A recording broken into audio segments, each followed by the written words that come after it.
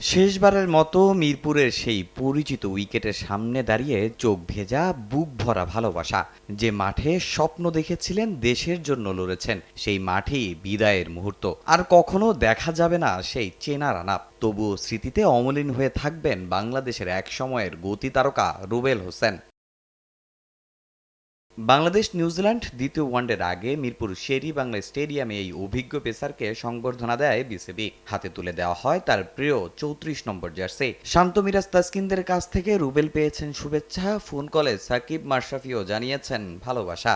এত সুন্দর একটা এনভায়রনমেন্ট তৈরি করেছে ক্রিকেট বোর্ড, যা আমার কাছে খুবই ভালো লেগেছে। আমার কাছে মনে হয় এরকমের মাঠ থেকে প্রত্যেকটা ক্রিকেটারের বিদায় নেওয়া উচিত। সাকিব ভাইয়ের সাথে কথা হয়েছে, তার সাথে সে আমাকে বলছে যে আর কয়টা দিন খেলতি।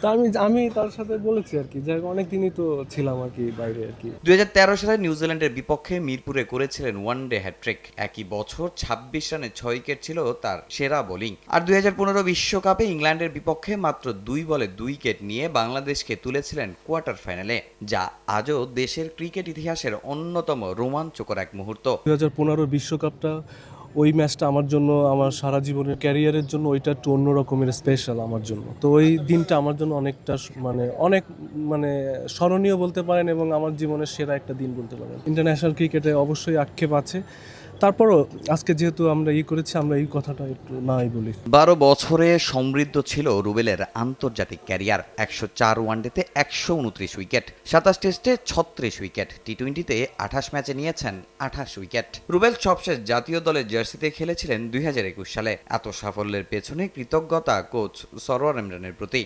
নতুন প্রজন্মের জন্য তামিম ইকবালের কাছে ভিন্ন দাবি জানাবেন রুবেল। আমি যখন পেসার হান্টে আমি তখন পার্টিসিপেট করেছিলাম, তখন তো আমাকে চুজ করেছিলাম আমার প্রিয় কোচ সরওয়ার ইমরান স্যার।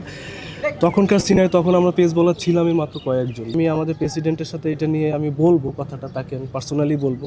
তো পেসার হান্টটা কিন্তু অনেক বছর হয় না, তো পেসার হান্টটা যদি হয় তাহলে আমার কাছে মনে হয় আমাদের বাংলাদেশে এরকমের ধরেন মুস্তাফিজ, তাসকিন যারা আছে এখন খেলতেছে, এরকম এরকম ক্রিকেটার আরও অনেক সামনে আমরা দেখি। অভিজ্ঞ এই পেসারকে অনেক সতীর্থই দিয়েছেন কোচিংয়ে যাওয়ার পরামর্শ। রুবেলেরও চাওয়া বাকিটা জীবন ক্রিকেটের সঙ্গে থাকা। তামিম হোসেন, সময় সংবাদ।